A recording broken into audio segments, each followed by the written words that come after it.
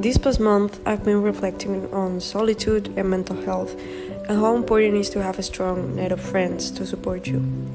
I thought about what friendship meant for me and how it had to feel, so I decided to make a video about it.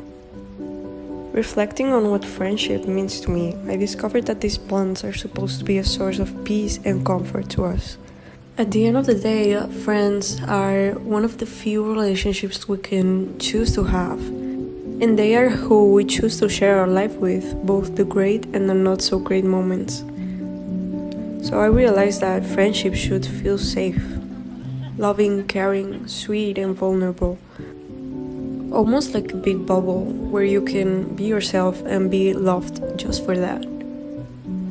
With no what ifs, with no jealousy, no tricks, just love, peace and acceptance.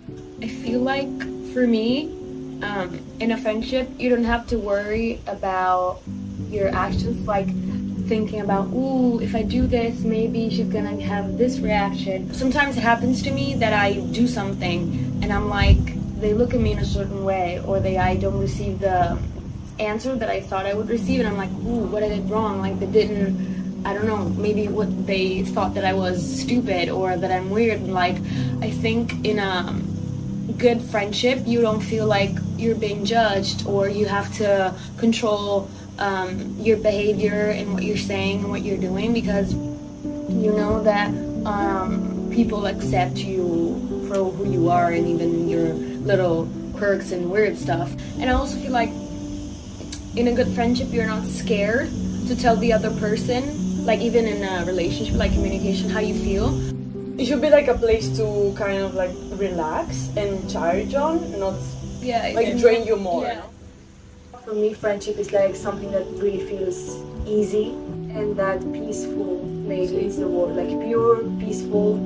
In my 20s, I found like a real love and friendship from female friendship. It's like always felt tensions about my relationships, always. Right now, I'm like discovering it's not normal. That's what For me, it's like, for example, when we meet and it feels like we saw each other yesterday. Yeah. However long it is, like, I don't know, after a year, the distance between you and the other person would be even longer, and after 2 years it will be even longer. You make a strong base, whatever is the medium to connect, or however you show it, or if it's once a week or once in a month or once in a year, like it will show that it's a real, like, strong connection between you.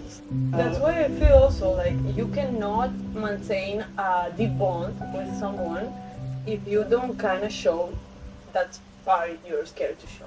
Yeah. Because if you keep it superficial and easy, then it's probably going to be like a really easy relationship. But if you are not willing to cry in front of them, or like tell your insecurities to them, or like, I don't know, like whatever is filling your mind to, like, no, I'm not going to say that, it will never reach that point of like connecting like emotionally with them. Because if you show 50% of yourself, you have 50% of the attachment. Being safe in relationship is like really important for me in order to be open and get to know people.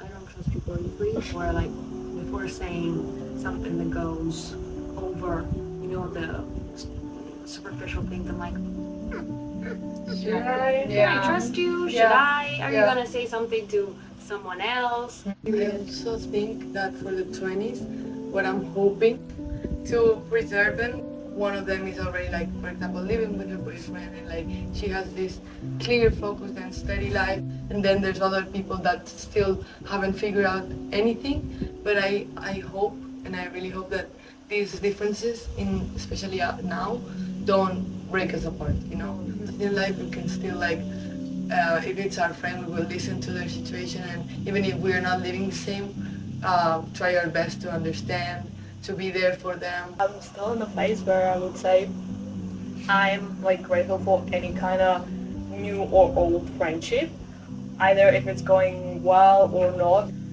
because I feel like this kind of place still can show me a lot of things that I don't know about myself or other people.